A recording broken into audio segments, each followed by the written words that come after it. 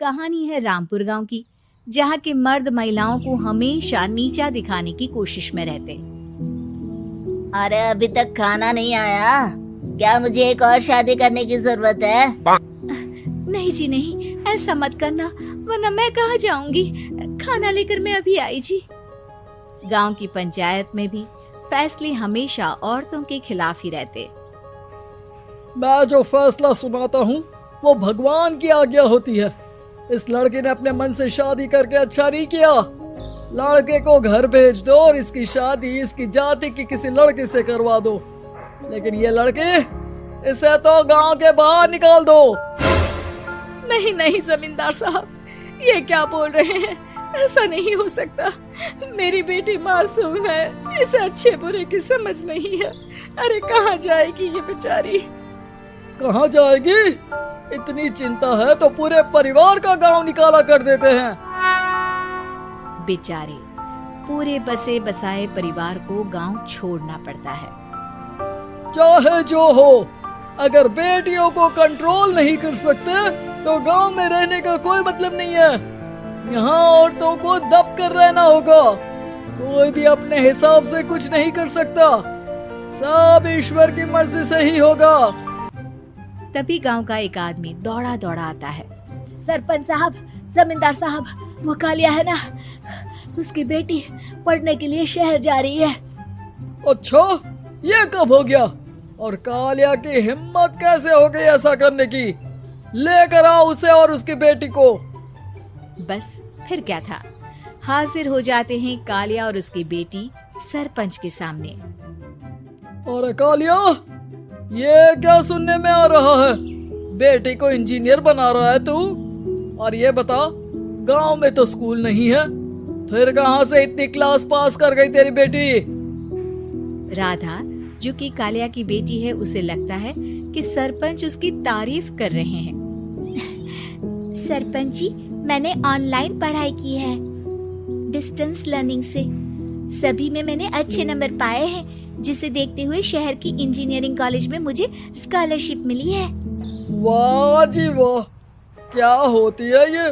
पहले तो ये बताओ, फिर आगे की बात करते हैं। पूरा गांव राधा की बात सुन रहा था और राधा बोलती जा रही थी। तो ऐसे मैं फ्री में एक अच्छी शिक्षा लेकर गांव में जो कुछ परेशानियां हैं, जैसे बिजली, पानी और इंटरनेट जैसी समस्याओं के लिए काम करूंगी। मैं गांव को शहर से जोड़ने के लिए पुल का निर्माण करवाने का प्रस्ताव रखूंगी। मुझे पूरी उम्मीद है कि जल्द ही हमारा गांव भी तरक्की की राह पर चल पड़ेगा। राधा की बात सुनकर सारे गांव वाले ताली बजाने लगते हैं। सरपंच को समझ नहीं आता कि वो क्या करे। चुप रह नादान लड़की, गांव के खिलाफ जाने के लिए तुझे गांव से बेदखल कर दिया जाएगा, वो भी पूरे परिवार के साथ। और हाँ, अगर ठीक से गांव में रहना चाहती है तो ये पढ़ाई लिखाई छोड़ दे। हम तेरे लिए गांव का कोई होनहार लड़का देखेंगे। तभी गांव का एक आदमी बोल पड़ता है। अरे नहीं नहीं सरपंच जी, राधा बिटिया जो बता रही है, अगर वैसा हो जाए तो हम लोगों को पैसा कमाने के लिए बाहर नहीं जाना पड़ेगा। हाँ जी, और ना ही कोसों दूर पानी के लिए भटकना पड़ेगा। हमारे बच्चे भी अच्छी पढ़ाई कर सकेंगे और आगे बढ़ेंगे, ना कि हमारी तरह खेती करते बैठेंगे। क्यों गांव वालों, राधा बिटिया का साथ देना चाहिए ना। सरपंच देखता है कि गांव राधा के साथ है तो वो चुप हो जाता है। वो घर आकर अपने सलाहकार से बात करता है, जो बहुत ही चालाक किस्म का इंसान होता है। अरे सरपंच साहब, आपको बहुत ही होशियारी से काम लेना पड़ेगा। एक बार गांव तरक्की कर गया, यहाँ के बालक पढ़ लिए तो कोई ना पूछेगा आपको। और फिर ये जो बेटा और बेटी है ना आपके, इनको भी आम लोगों की तरह ही जीवन जीना होगा। हाँ, लेकिन करे तो क्या करे?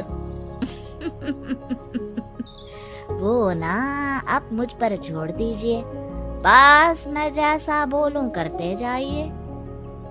अगले रोज सुबह जब गांव वाले सोकर उठते हैं तो राधा के घर के बाहर और साथ ही वो लोग जिन्होंने राधा का सपोर्ट किया था, उनके घर के आगे लाल रंग से कल आऊंगी लिखा होता है।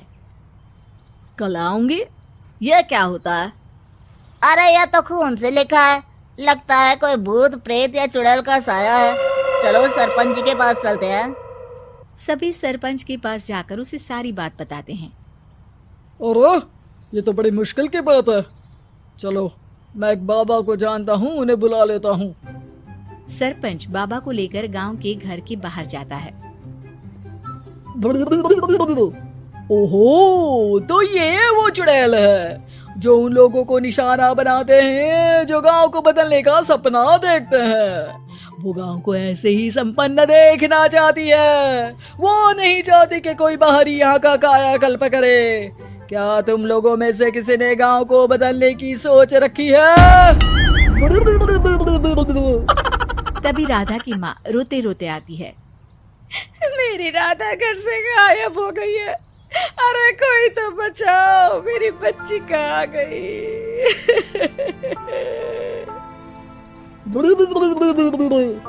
ले गई वो चुड़ैल, तेरी बच्ची को ले गई। अब वो उसे श्रापित करके छोड़ेगी, उस पर चुड़ैल का साया हो जाएगा। तभी बुरी सी हालत में राधा भी वहाँ आ जाती है।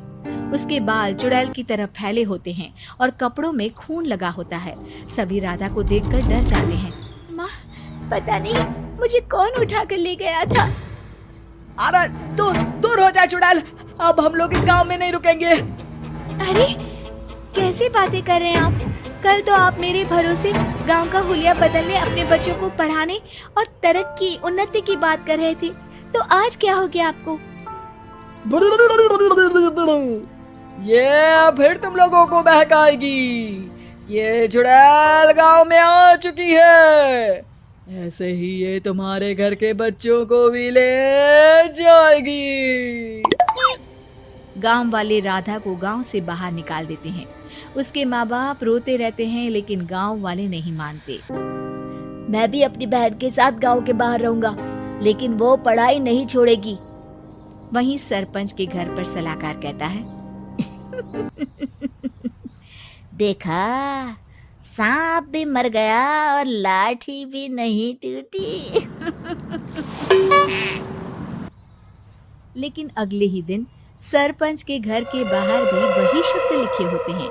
और फिर सरपंच की बीवी कहती है, हमारी बेटी को किसी ने अगवा कर लिया है। तभी राधा का भाई वहां आ जाता है। अरे गांव वालों, मैंने सरपंच जी की बेटी को देखा था। वो चुड़ैल उसे उठाकर ले जा रही थी।